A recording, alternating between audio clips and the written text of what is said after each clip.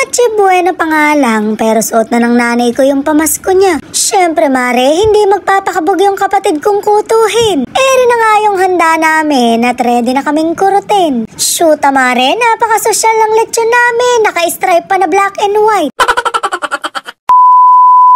Eri nga yung OOTD ko kahit Noche Buena pa lang. In-advance ko na yung pamasko ko dahil magtutulog lang ako bukas. Kaso mare, inumaga ako sa inuman. Eri nga't minalat ako dahil sa kakakanta ko. Na-hold up tuloy ako ng mga inaanak ko, hindi ako nakapagtago.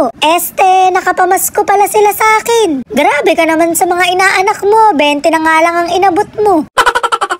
Hindi nga ako magpapasko kila nanay pero natalbogan pa ako. Shoota mare, nakapatube pa. Para daw kasi lilipad na lang siya mamaya kapag nahati yung katawan niya. Paskong Pasko naman nay, hindi ka ba magde-day off? Isa pa tong anak mong aswang mukhang kalalabas lang sa TV.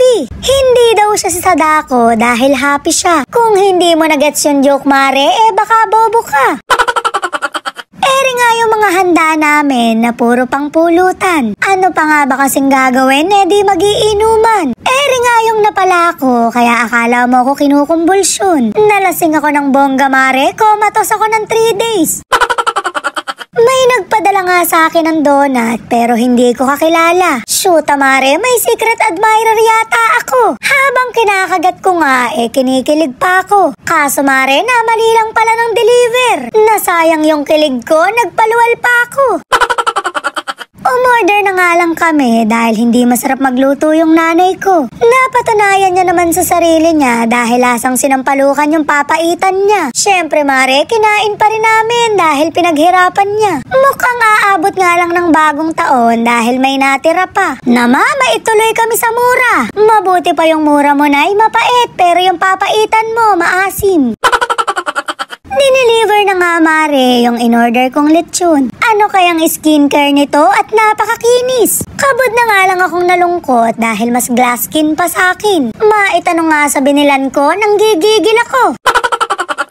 Ang sabi nga ng nanay ko, videohan ko siya habang naghihiwa. Nalilito ko mare kung sino sa kanila yung lechon. Hindi ko tuloy alam kung sino sa kanila yung videohan ko. Medyo lumusog kasi yung nanay ko dahil masarap siyang magluto. Habang yung mga kapatid ko naman, nangangayayat. Mare, si nanay lang ang umuubos ng luto niya. Charot lang, baka biglang magpahid ng langis yan.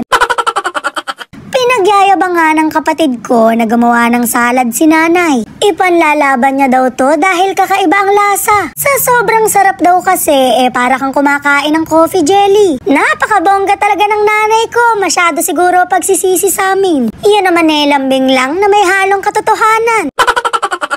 O diba, Pasko na pero Halloween pa rin ang decoration namin. Gagamba kasi ang nakatira dito kaya merong sapot. Mare, nandito na si lolo't lola kaya lulubay na kami ng pang-aasar. Dito naman kami kay tatay dahil kota na si nanay. Grabe naman sa dami ng balat, naging skinless na yung lechon. Maya-maya lang mare, hihingi na ng maintenance yan.